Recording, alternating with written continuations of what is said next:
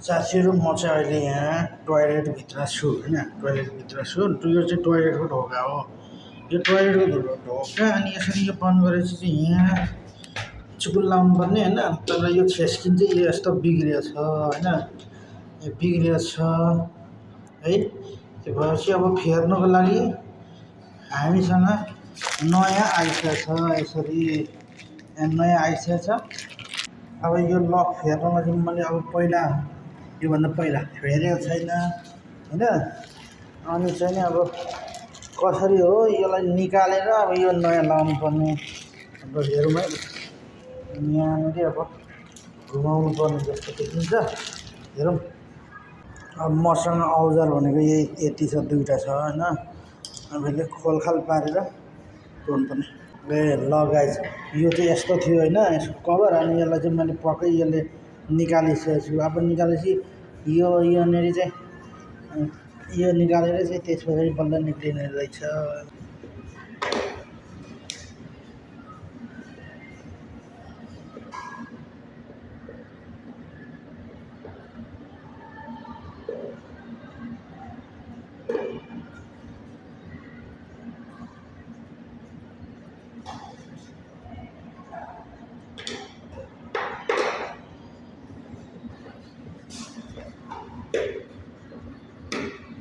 दुईवटा मात्रै ठुलो हुन्छ काँटी त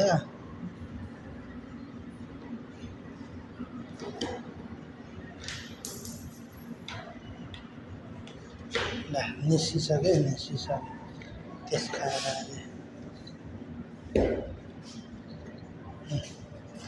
निस्क्यो यसको मेन लक भनेको चाहिँ यो रहेछ कि यसरी यसलाई यहाँ ठ्याक्कै लगायो होइन यसरी अनि यो लकलाई चाहिँ अब भित्र हुन्छ यसरी घुमाउँदाखेरि यसरी ठ्याक्कै अड्किँदो रहेछ कि अनि यहाँनिर यसरी यहाँनिर यसले काम गर्छ कि यसले चाहिँ पुरै यहाँ काम गर्ने चाहिँ यसले रहेछ पुरै यो अड्किन्छ कि यहाँ ठ्याक्कै टक्कसँगले यहाँनिर राखिदिइसक्यो यो कालो चाहिँ यो दुलोमा छिराउनु पर्ने रहेछ यो यसमा होइन यसमा ठ्याक्कै यसरी अल्झाएपछि ठ्याक्कै यसरी गरेपछि अनि यो यसरी बस्छ होइन त्यसपछि यसरी ढोका लगाउँछ अनि यसरी अड्किन्छ यो लगाउने हो होइन यो लगाएर यहाँ फिल ठोक्नुपर्छ ल अब जेने तेने मैले फिल पनि ठोकिसकेको छु होइन अब बिस्तारै यसलाई घुमाउँदै लगाउने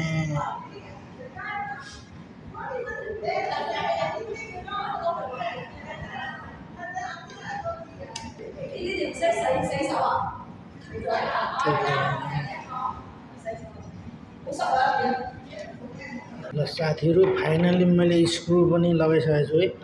स्क्रु लगाइसकेको छु होइन स्क्रु भइसक्यो अब यति भएपछि भइसक्यो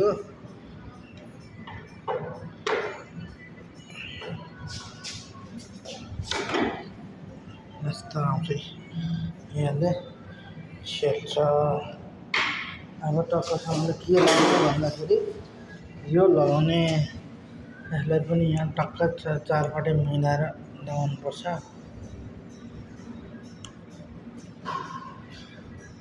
यो